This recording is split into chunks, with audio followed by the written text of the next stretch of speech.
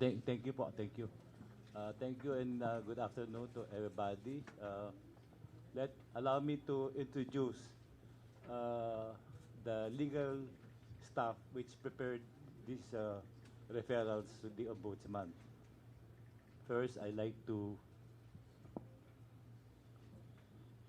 my Chief of Staff, Attorney Rambi Rojas, then Attorney Jama Villamor, Attorney R.S. Mantos. They are volunteer lawyers.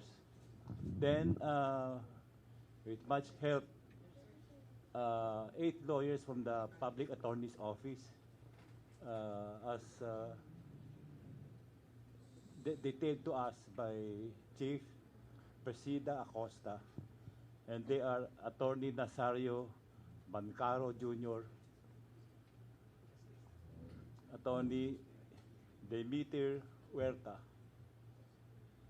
Attorney Giancarlo S. Lopez, Attorney Marlo Dong Tahon, Attorney Alan Paul Mariano, Attorney Jeffrey Hilario, Attorney Lourdes Ada Someta, Soreta, and lastly, Attorney Hamor Tremor. They were assigned to us 10 days ago, and these are the results. And we thank the PAO for this, for the augmentation of our legal staff, because you only have really 3 lawyers. And we are on our 44th day of creation. Thank you. Can we give them a round of applause? Thank you. Pula.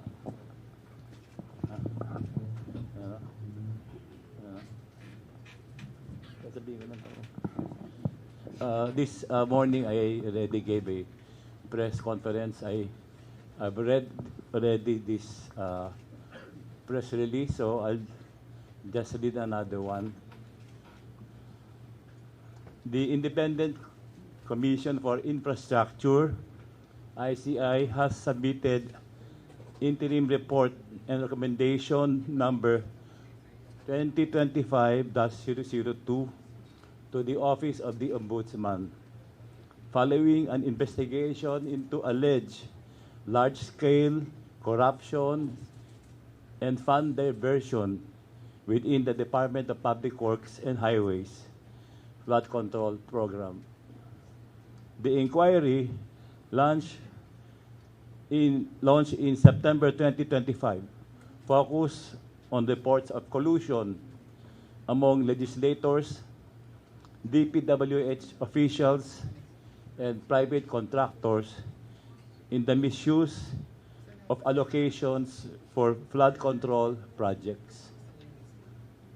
Based on the sworn statements and corroborating evidence provided by former DPWH officials, Engineer Henry Alcantara, Engineer Bryce Erickson Hernandez, and Engineer J.P. Mendoza, the Commission uncovered an alleged systematic kickback scheme in which legislators acting as project proponents inserted flood control projects into the National Expenditure Program, or NEP, and the House General Appropriations Bill, also called HGAB, and the General Appropriations Act, or GAA, in exchange for commission ranging from 20% to 30%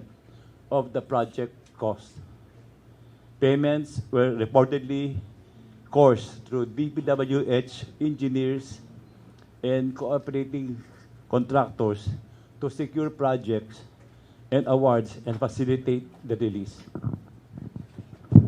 According to the former DPWH officials, this scheme resulted in inflated project costs, substandard implementation, and the diversion of billions of pesos in public funds over several years.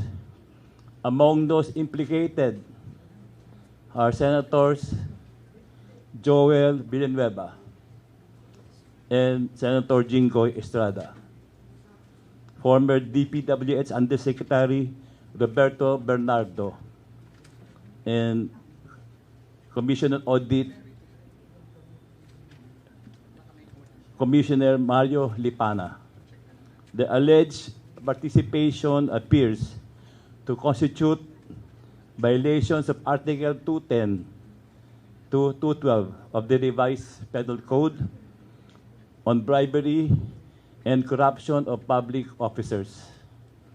Sections 3B and 3C of Republic Act Number 3019, known as the Anti-Graft and Corrupt Practices Act, and Section 2 of Republic Act Number 7080, Plunder Law, given the magnitude of the funds involved.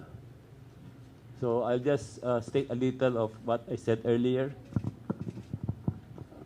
With this filing, we remain true to our commitment to the Filipino people.